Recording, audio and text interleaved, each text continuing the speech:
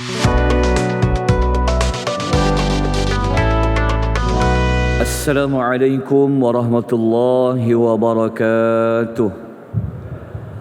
Alhamdulillahi rabbil alamin, wassalatu wassalamu ala asyrafil anbiya'i wal mursalin wa ala alihi wa sahbihi ajma'in. Allahumma salli wa sallim ala nabiyyina Muhammad wa ala alihi wa sahbihi wa man tabi'ahum bi ihsanin ila yaumiddin. Amma ba'd. Muslimin dan muslimat rahimani wa rahimakumullah. Syukur kepada Allah Subhanahu wa taala, pada pagi ini kita dapat menyambung kembali pembelajaran tadabbur surah Yusuf secara ringkas, yang mana alhamdulillah kita telah sampai kepada ayat yang ke-98. Ayat nombor 98, kalau tuan-tuan dan puan-puan melihat pada nota yang bercetak, ia berada pada muka surat yang ke-73. Kita ada buat nota insya-Allah. Kejap saya paparkan. Kita bacakan ayat terlebih dahulu. A'udzu billahi minasy syaithanir rajim.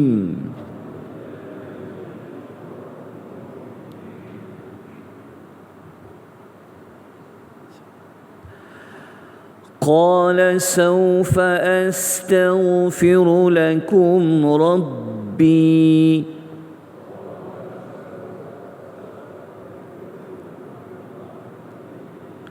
innahu huwal ghafurur rahim.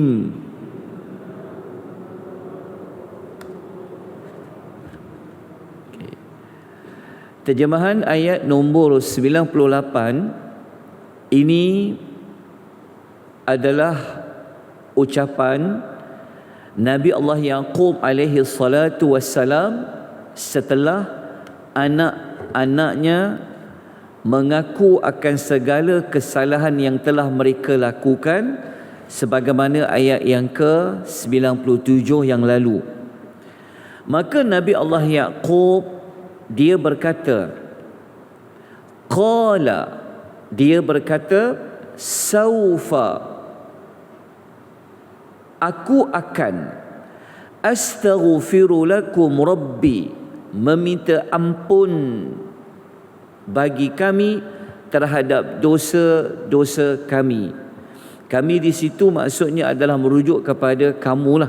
Kena baiki sikit, bukan kami, tapi adalah kamu. Okey, Nabi Allah Yaqub kemudian dia menjelaskan kepada anak-anaknya lagi.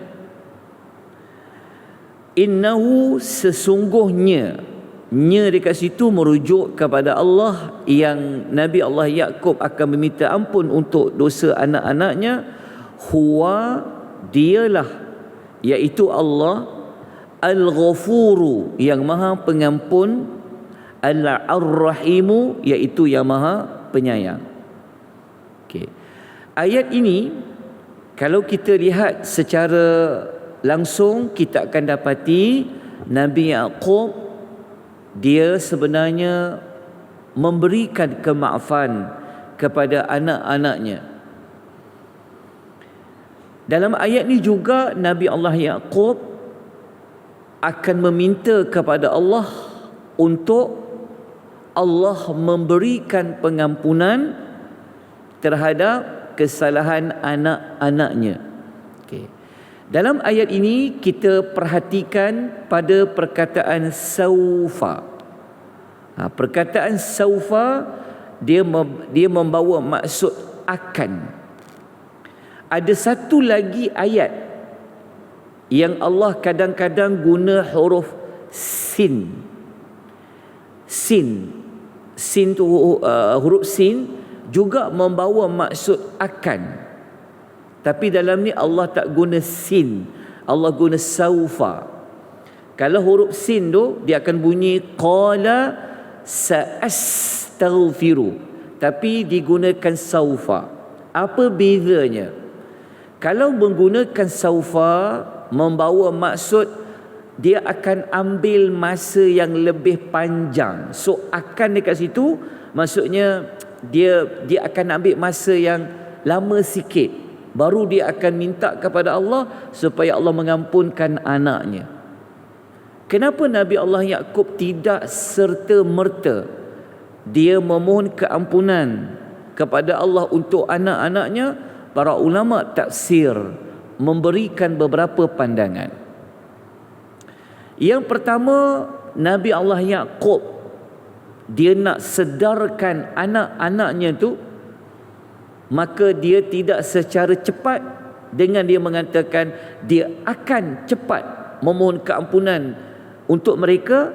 Kerana apa? Kerana kata para ulama, kerana besarnya kesalahan anak-anak dia, jadi dia nak bagi anak-anak dia ni sedar, anak dia insaf kesalahannya, maka Nabi Allah Yaqub mengatakan dia akan ambil masa yang agak lama sikit baru minta ampun kepada Allah.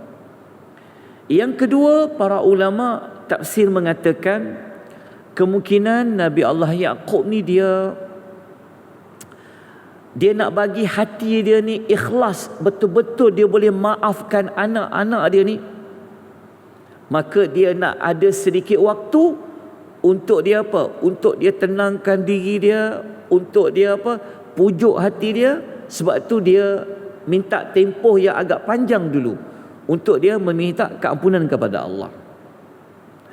Pendapat ketiga mengatakan Nabi Allah Yaqub, kenapa dia gunakan saufa tadi? Kerana dia nak menunggu waktu doa yang mustajab. Maksud kata para ulama, seperti mana kalau kita tengok dekat dalam nota tu, kata Ibnu Katsir menukilkan pendapat para ulama tafsir seperti mana Abdullah bin Mas'ud, Ibrahim dan juga At-Taimi, Amr bin Qas Ibnu Jurayj, para ulama tafsir di kalangan sahabat dan tabi'in mengatakan, kenapa Nabi Yaqub guna saufa? Kerana Nabi Yaqub ini dia menunda berdoa kepada Allah untuk menunggu waktu sahur sebenarnya. Maknanya waktu dah siang, dah petang, mereka minta ayah mereka supaya doalah pada Allah supaya Allah ampunkan mereka. Nabi Allah Yaqub dia tidak terus berdoa, tapi dia tunggu lama sikit. Salah satu pendapatnya seperti mana kita baca tadi, dia nak tunggu berdoa esok paginya, iaitu di waktu sahur. Ini adalah pendapat di kalangan para ulama tafsir, di kalangan para sahabat. Baik, tuan-tuan, daripada ayat tersebut apa yang kita dapat belajar? Pelajaran nombor 1, sikap pemaaf Nabi Yaqub alaihi salatu wassalam terhadap kesalahan anak-anaknya. So Nabi Yaqub ni walaupun macam-macam anak dia buat kepada dia, tipu dia, bagi dia jadi sedih dan sebagainya sehingga matanya menjadi rosak, tetapi Nabi Yaqub tetap memaafkan kesalahan anak-anaknya. Walaupun terpaksa ambil sedikit waktu untuk maafkan, tapi dia tetap maafkan juga. Jadi sebagai ibu dan bapa, mungkin ada di kalangan kita yang rasa tak boleh terima sikap anak-anak ni. Jadi ambillah kisah Nabi Yaqub ni, padankan dengan kesalahan anak kita dan kesalahan anak Nabi Yaqub. Moga-moga kita rasa hati yang ringan, lapang untuk memaafkan kesalahan anak-anak. Sebab anak-anak ini kalau bapanya tidak redha, maknya tidak redha, kehidupan dia akan berada dalam keadaan yang sangat sukar. Sukar tu maksudnya akan berlaku banyak kekesutan. Kerana dosa yang Allah tidak akan tunggu di hari akhirat untuk balas adalah dosa derhakanya anak kepada kedua ibu bapanya. Jadi berat macam mana pun apa yang anak lakukan, ambillah tindakan contoh yang Nabi Allah Yaqub alaihi salatu wassalam. Okey. Kemudian pelajaran yang kedua yang kita dapat belajar daripada ayat ini adalah waktu sahur merupakan salah satu waktu di antara waktu doa yang mustajab. Okey. Kita lihat ada dua hadis dan satu ayat Quran yang saya nukilkan untuk menguatkan kenapa Nabi Yakub dia tangguh untuk memohon keampunan untuk anaknya kerana cari waktu sahur. Kalau kita baca dalam hadis riwayat Muslim, kita tengok dekat dalam nota muka surat nombor 76, kotak yang pertama tu, slide yang pertama, Nabi pernah sebut dalam hadis riwayat Muslim, Nabi mengatakan satu malam ni ada, maksudnya dalam satu malam, kalau sebut malam ni bermula maghrib sampai subuh, ada satu ketika kalau ada mana-mana seorang Islam meminta kebaikan kepada Allah, dia minta bab urusan dunia ke, dia minta bab urusan akhirat ke, kalau waktu dia minta tu tepat dengan waktu itu, Allah pasti memakbulkan doanya. Dan Nabi SAW memberitahu waktu itu ada pada setiap malam. Maknanya malam ni ada tak waktu mustajab tu? Ada. Tapi hadis ni dia umum. Bila malam tu, bila waktu tu, pukul berapa, hadis ni tidak sebut. Tapi Nabi kata tiap-tiap malam ada satu waktu doanya mustajab. Mintalah, nak minta bab urusan dunia ke akhirat, kalau tepat waktu tu, kena dengan waktu di doa tu, Allah mustajab doa dia. Dalam hadis yang kedua ada disebutkan secara jelas waktu tu waktu bila. Okey, hadis riwayat Bukhari dan riwayat Muslim. Hadis ini kalau kita baca terjemahan, Rob kami turun tu, tuan-tuan jangan faham turun macam faham kita faham turun tu. Di situ merujuk kepada Imam Nawawi kata adalah turunnya rahmat Allah. Rahmat Allah ini dia akan turun mencurah-curah setiap malam ke langit dunia ketika masih lagi berbaki 1/3 malam terakhir. Dekat hadis itu disebut 1/3 malam terakhir, sulusul lailil akhir. Macam mana nak kira 1/3 malam terakhir? Bagi 3 lah malam tu, bagi 3. Bagikan malam yang pertama bahagian 1, malam yang kedua dan malam yang ketiga. Lalu dengan rahmat Allah yang banyak tu, Allah berfirman, siapa-siapa yang berdoa kepadaku, aku akan kabulkan. Siapa-siapa yang meminta kepadaku, aku akan berikan. Dan sesiapa yang meminta ampun kepadaku, yang ini, sesiapa yang meminta ampun kepadaku, pasti aku akan ampuni apa yang dia minta pengampunan. Jadi bertepatan tak apa yang dilakukan oleh Nabi Allah Yakub? Kemungkinan Nabi Yakub ni dia tunggulah lama sikit, tunggu waktu dah 1/3 malam hujung nanti, baru dia akan minta doa kepada Allah supaya Allah memberi pengampunan terhadap dosa anak-anaknya. Dan ada satu ayat Quran dalam surah Ali Imran ayat nombor 17. Ayat ni memang jelas Allah merujuk kepada orang yang nak minta ampun, dia minta ampun waktu sahur. As-sabirina was-sadiqina wal-qanitina wal-munfiqin. Ambil daripada ayat wal mustaghfirina bil ashar. Itu orang yang beristighfar pada waktu sahur. Waktu sahur ni belum subuh lah. Lepas tu kalau kita bangun pukul 5, 4, 4:30, pukul 5, itulah di antara waktu yang sangat bagus kalau nak banyak beristighfar. Nak sembahyang taubat ke, itulah waktu yang paling baik di antara waktu sahur. Baik, pelajaran nombor 3. Ayat tadi kita dapat belajar bahawasanya Allah mempunyai sifat Al-Ghafur, iaitu Allah Maha Pengampun. Dan pelajaran nombor 4, kita dapat belajar tentang Allah. Siapa yang kata Allah tu Maha Pengampun? Nabi Yaqub, dia ajar pada anak dia bahawa Allah tu Maha Pengampun. Dalam masa yang sama, dia ajar kepada anaknya bahawa Allah tu bersifat Ar-Rahim, iaitu Allah itu Maha Penyayang kepada orang-orang yang beriman. Baik, tuan-tuan dan puan-puan rahimani wa rahimakumullah. Sebelum kita masuk kepada ayat 99, mari kita dalamkan sikit tentang dua nama Allah, iaitu Al-Ghaffar, Al-Ghafur dengan Ar-Rahim. Cuba perhatikan baik-baik.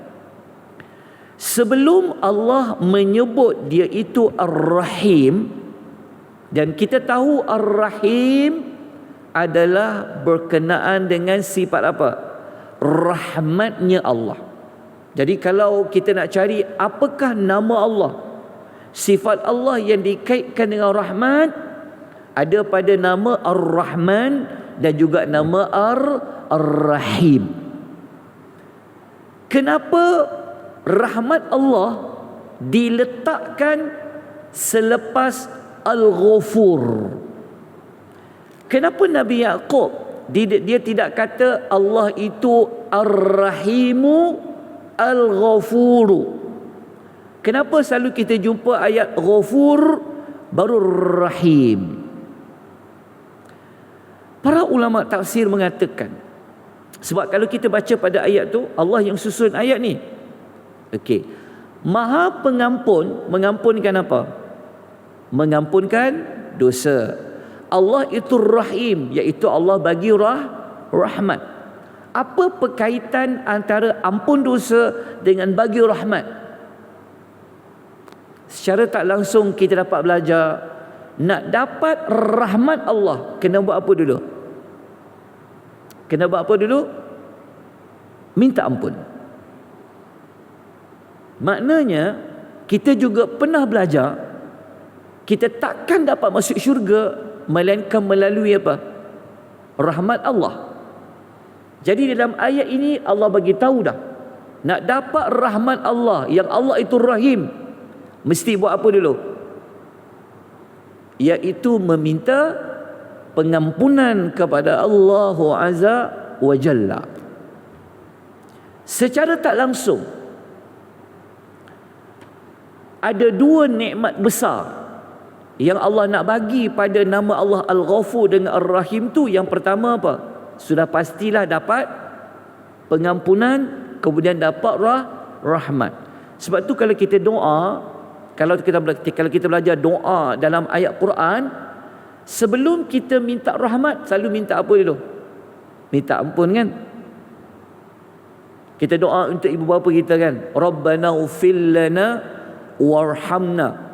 Contohnya kita baca doa minta ampun, selalu kita minta ampun dulu, baru minta rahmat. Macam itulah style doa dalam Al-Quran.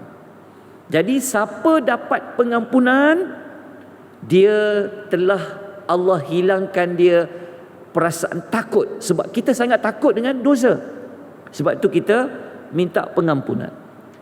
Dan kita juga mengharapkan sesuatu, betul tak? Maka harap itu ia ada pada rahmat. Seolah-olah ayat ni bagi tahu, siapa yang minta ampun kepada Allah, dia akan dapat rahmat Allah.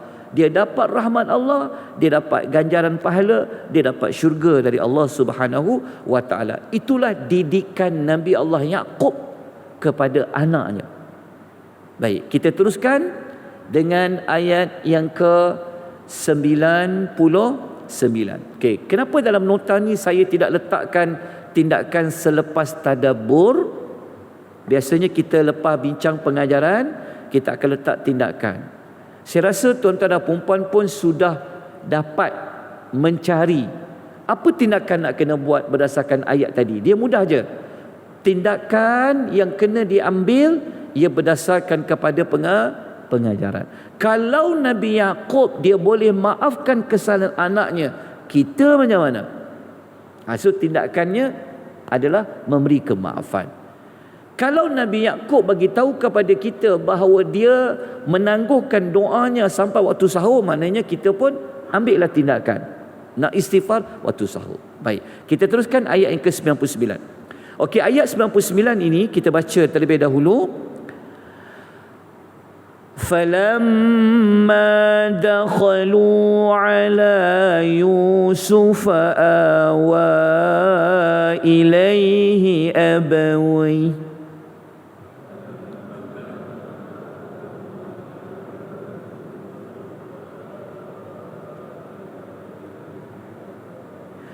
وقال ادخلوا مصر إن شاء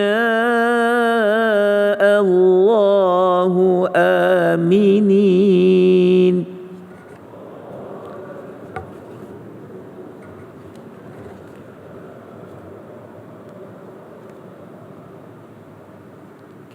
Kita baca terjemahan ayat. Maka ketika mereka masuk menemui Yusuf, dia iaitu Yusuf segera menyambut kedua ibu bapanya. Maksudnya dia sambut ayahnya, dia sambut ibunya. Sambil dia berkata, sekali lagi dia kata, masuklah kamu ke negeri Mesir, insya-Allah kamu akan berada, kalian semua akan berada dalam keadaan aman. Okey, ayat ni kalau kita ingat kembali, ayat ini merujuk kepada kemasukan anak-anak Nabi Yaqub kali yang keberapa? Agak-agak. Tak apa. Saya tanya, saya jawab. Ingat tak masuk kali ke berapa ni? Ni sebenarnya masuk kali keempat. Nabi Yaqub baru kali pertama. Betul tak? So anak-anak Nabi Yaqub kali keempat. Dan ini adalah kemasukan yang terakhir. Lepas ni dah tak masuk dah. Sebab apa? Cerita mereka nak habis dah. Okey, ingat kali pertama mereka masuk dulu pada ayat nombor 58. Kali kedua mereka masuk ke Mesir ayat nombor 68. Dan kali ketiga mereka masuk ke Mesir adalah ayat nombor 88. Ini adalah kemasukan yang keempat. InsyaAllah kita akan bicarakan lagi keterangan ayat ni. Kalau kita baca ayat tu ada dua kali perkataan masuk. Betul tak? Dakhalu wa qala dkhulu. So kita akan bincang esok insya-Allah bagi keterangan ayat yang ke-99. Baik, kita tangguh pengisahan kita pada pagi ini sebab waktu pun dah yang ke-21 minit 40 saat. Kita sambung insya-Allah esok. Aqulu qawli hadza wa astaghfirullahal azim. Wabillahi taufiq wal hidayah. Wassalamu alaikum warahmatullahi wabarakatuh.